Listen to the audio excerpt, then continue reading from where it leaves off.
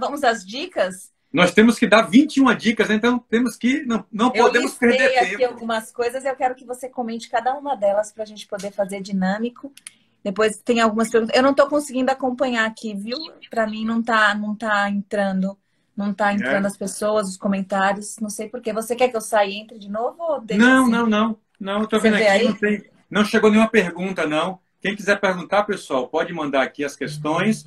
Nós já temos algumas que chegaram ao longo dos dias, mas por enquanto só presença de queridos e queridas aqui, Gabi. Então tá. Então vamos lá. Ainda dá tempo de mandar um aviãozinho para aquele amigo, para aquela amiga que você acha que vale a pena escutar essas 21 dicas que são importantes e que vai começar a fazer você a caminhar do lado para a bolinha azul e verde, que eu acho que é um passo importante. Bom, o primeiro ponto, acho que a primeira dica de partida é a gente identificar qual é a queixa principal. O que precisa, assim, deixar claro qual é a queixa e qual vai ser o ponto de partida. É isso, mais ou menos? Essa dica número um, Gabi, nós separamos porque assim, nós percebemos que as pessoas que despertam para buscar mais saúde, muitas vezes nem sequer estão conscientes do que querem. Então, chegam até nós assim, eu quero ter mais saúde, mas sim, mas vem cá, é o quê? É emagrecer? É ter um corpo mais bonito? É baixar o nível de colesterol? É melhorar o controle de açúcar? Então, é interessante que a pessoa, ao decidir entrar nessa jornada, que é a jornada mais legítima de todas, que é buscar mais saúde de maneira sólida e sensata, a E pessoa verdadeira. defina isso. O que é que eu quero? O que é que eu preciso? Você até pode ter objetivo primário e secundários, mas é importante que você tenha claro na sua cabeça o que é que você precisa. Aqui, ó, a Lúcia está falando, tive trombose e engordei muito, me sinto cansada a cada passo, quero ter mais saúde. Lourdes, é isso. Ter mais saúde é o grande objetivo. Mas o que é que você precisa exatamente? É perder peso? É ajustar a sua alimentação? É ajustar a sua rotina de sono? Então, é entender Essa exatamente o que clareza ela é precisa. importante, né? Isso. E É a, melhorar para ajudar alguém da sua família, seu filho, seu marido, sua esposa. Então, tenha claro qual é o seu objetivo, a sua demanda principal. Fica muito mais fácil assim. Perfeito. Aí a gente vai para dicas no sentido de valorizar os pilares, que são os grandes pilares nos quais sustentam a nossa saúde. E aí o primeiro pilar que a gente vai tratar de 7 dicas com relação a ele é o pilar do sono. E aí uma pergunta que todo mundo deveria se fazer de largada é: que horas você costuma se deitar? Ou seja, Gabi, essa segunda dica é defina um horário para você ir para a cama, pelo menos. Mesmo que você não tenha o controle do momento que você vai dormir, definir um horário regular, Deitar. isso. E percebam, pessoal, a gente está acostumado a lidar com coisas importantes. Eu tenho certeza que todos vocês aqui honram compromissos profissionais. Vocês, quando marcam com um amigo ou uma amiga querida, vocês procuram cumprir horário, vocês respeitam vários compromissos. Por que não respeitar um compromisso com vocês mesmos? Acho que Principalmente com essa é, relação a sono, né, doutor pois Ronald? é, parece algo simples, mas é um ato de respeito com você mesmo. Ter uma agenda. Você vai definir na semana e no final de semana, de preferência um horário único, mas é difícil manter horário no fim de semana. Mais um padrão Mas melhor, né? pelo menos você vai definir uma hora e procurar respeitar, fazer a rotina da sua casa, da sua família, respeitar aquele horário. E durante muito tempo as pessoas subestimaram muito a questão do sono. Eu lembro, há pouco tempo, minha avó, ela dizia: ah, não, dormir demais é coisa de preguiçoso, né? E o demais é muito relativo, né? Até porque a próxima dica envolve essa questão do tempo. Então, a terceira dica super importante é: durma no mínimo 7 horas por noite. No mínimo. Pois Justamente é, porque Gabi. hoje já se sabe que o sono ele é importantíssimo para vários aspectos da saúde, não é isso? Talvez o pilar do sono seja o mais subestimado, como você bem falou aí. As pessoas acham que o sono é uma coisa que se faz quando não consegue se mais resistir, né? Você vai cair de sono. Então, Literalmente. muita gente entulha coisa para fazer, atividades à noite, depois que a casa dorme. O ambiente até favoreceu, mas aí a pessoa vai estudar, vai ler, vai assistir um programa. E isso é um erro muito, muito grave, porque sacrifica essas horas de sono. E como normalmente as pessoas têm uma hora para acordar, se você não respeitar essas 7, eu diria, Gabi, até 8 horas idealmente, mas pelo menos 7 horas de sono. Sono sete. Então, se E você acorda.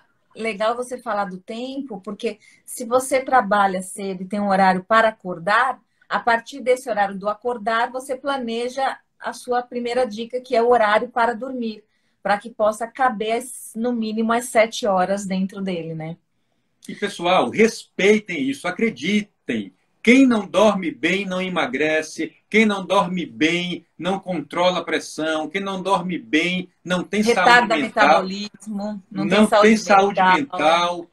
Quem não dorme bem tem uma série de consequências ruins. E essa solução simples Acreditem, dá acreditem. importância. Assim, se você está recorrendo a um medicamento, o objetivo é deixar de precisar desse medicamento quando o seu médico, obviamente, concordar. Mas não se largue nesse aspecto, porque é o primeiro, talvez, o principal dos erros em relação à preservação da própria saúde. Uma outra dica bacana também, e super importante, a gente fala muito, essa dica vai no sentido de tentar fazer com que o seu sono, essas 7 horas, seja o melhor possível. E um ponto que sempre, quando a gente conversa com as pessoas, com os pacientes, com os amigos, muitas pessoas narram que levantam, às vezes, uma ou mais vezes para ir ao banheiro. E aí a gente fala que beber água é fundamental, é super importante, a gente tem que beber água o dia todo, o dia todo. Porém, quando tá para, por exemplo, marcou para deitar 10 horas da noite, a partir das 8, evite beber muita quantidade de água. Porque essa água, nesse horáriozinho, vai acontecer o quê, doutor Ronald? Na verdade, você vai ter o teu sono interrompido pelo ato de fazer xixi. Nós temos um mecanismo, o nosso corpo, ele tem um hormônio chamado antidiurético. É uma substância. Olha como o nosso cérebro dá valor, dá importância ao sono. O nosso cérebro ele produz um hormônio que é justamente para inibir a sensação de querer fazer xixi ao longo da noite. Então, é muito comum você acordar de manhã, tá sem vontade, e você despertou, a bexiga está lotada, você corre para o banheiro. Você pensa assim, poxa, como é que eu não tive vontade antes? É porque você estava sob essa ação. É óbvio que essa ação tem um limite. Então, se você sobrecarrega muito a sua bexiga, ou se você ingere álcool antes de dormir, esse mecanismo de inibir a vontade de fazer xixi fica comprometido. E aí você acorda para fazer xixi e pode ser que fique difícil de voltar a dormir. Um outro ponto que é uma dica e um ponto de atenção é o seguinte, uma outra narrativa que a gente ouve muitas pessoas narrarem que acordam cansados. E aí a dica é o seguinte, não ache normal você acordar cansado. Ah, mas é assim, eu tenho ficado assim. Isso um dia, 2, 3, uma vida acordando cansado, o que acontece, doutor Ronald? Qual que é o significado disso? Isso é péssimo, isso não é normal. As pessoas estão ficando intoxicadas por sono. As pessoas estão indo trabalhar literalmente intoxicadas. Existem trabalhos, Gabi, que comparam o nível de privação de sono com o efeito de drogas alucinógenas, de drogas dopantes. E é impressionante como você dormir menos do que o que precisa faz com que você, em relação a reflexos, em relação a raciocínio, em relação a vários aspectos fundamentais do funcionamento mental. É como se você trabalhasse sob efeito de drogas, mesmo que você não tivesse tomado. A privação de sono é uma coisa muito séria. Aqui, ó, a Lourdes está perguntando, Gabi, qual a principal causa da insônia. Lourdes, insônia é um diagnóstico bastante complicado, mas eu vou te dizer sem medo de errar.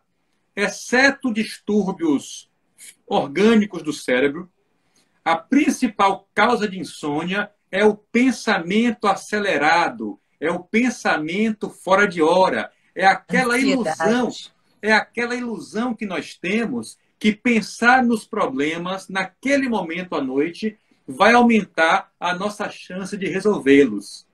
O nosso pensamento, ele é uma sucessão de acontecimentos, como é a circulação, como é outras partes do nosso corpo. Se você não cuidar de controlar o pensamento, de entender que é a hora de você esvaziar a mente naquele momento, você vai pensar uma coisa, outra, e aí o sono vai embora, a pressão sobe, o açúcar vai para a estratosfera, a pessoa dá vontade de comer, aquela fome noturna, aquele docinho, aquele assalto à geladeira na hora da insônia, é justamente uma tentativa do cérebro, já que não tem o efeito bom de dormir, vamos buscar o açúcar, vamos buscar outra fonte de prazer. E aí você já não emagrece porque dorme mal e ainda recheia a sua insônia com mais calorias extra e calorias vazias. Isso é um problema, isso é um problema. Então, essa dica valeu e eu acho que quem hoje tem essa sensação de estar acordando cansado, não é de agora, esse é de mais tempo, acho que é um sinalzinho de alerta, procure ajuda, porque é algo que tem que ser visto.